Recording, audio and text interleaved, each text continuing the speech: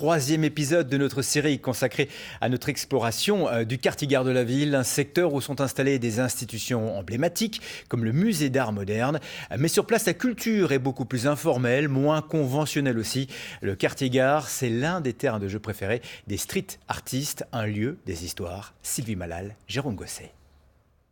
Alors aujourd'hui, je vais vous présenter un personnage. Elle s'appelle la geisha. Voilà, c'est elle. Et elle est là depuis novembre de l'année dernière. Son auteur s'appelle Stu. Il était considéré comme un vandale avant de réaliser une fresque de 52 mètres de haut dans le 13e arrondissement à Paris. Et depuis, eh bien, c'est un artiste. Le street art gagne ses lettres de noblesse partout dans les centres-villes.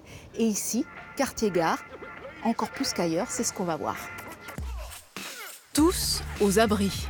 Or, les Russes, c'est dans ce garage de 500 mètres carrés que 17 artistes se sont repliés jusqu'à la fin septembre. Du coup, les murs sont des tableaux.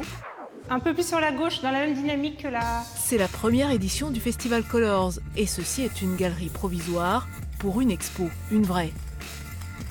On en a marre un peu des gens qui nous appellent, qui disent « Ah bah si vous voulez, on a un garage, on aimerait bien mettre un peu peinture, venez faire quelque chose ». Non, nous on défend la rémunération des artistes, on défend les artistes qui vendent des œuvres. Et aujourd'hui, les artistes, comme tout le monde, a besoin de manger, l'artiste a besoin de manger et peindre, c'est son travail.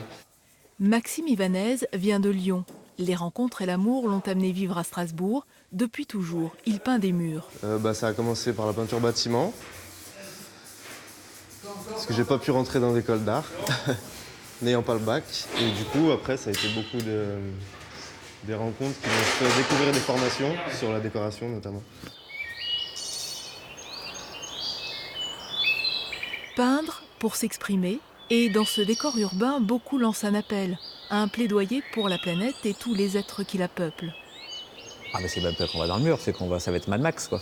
Nos enfants vont vivre, ça va être une catastrophe planétaire, quoi. Et c'est pas dans 50 ou 100 ans, c'est dans 10, 15, 20 ans. Ne pas se résoudre à ces noires perspectives. Ici, dans le quartier le moins verdoyant de Strasbourg, les artistes répondent à leur manière. Tous ces murs de béton, toutes ces choses-là, c'est vrai que c'est un peu compliqué au quotidien et on a besoin de pouvoir un peu s'ouvrir l'esprit et je pense que l'art est là pour ça et du coup l'art dans la rue aussi. Alors on le voit, le quartier gare est un quartier vibrant, vivant, mutant, avec d'innombrables créations qui sont effacées puis remplacées par d'autres créations. Ça bouge sans cesse. Mais au milieu de tout cela, il y a des institutions, des repères immobiles. Et c'est ce qu'on vous emmènera voir demain. Je ne vous en dis pas plus.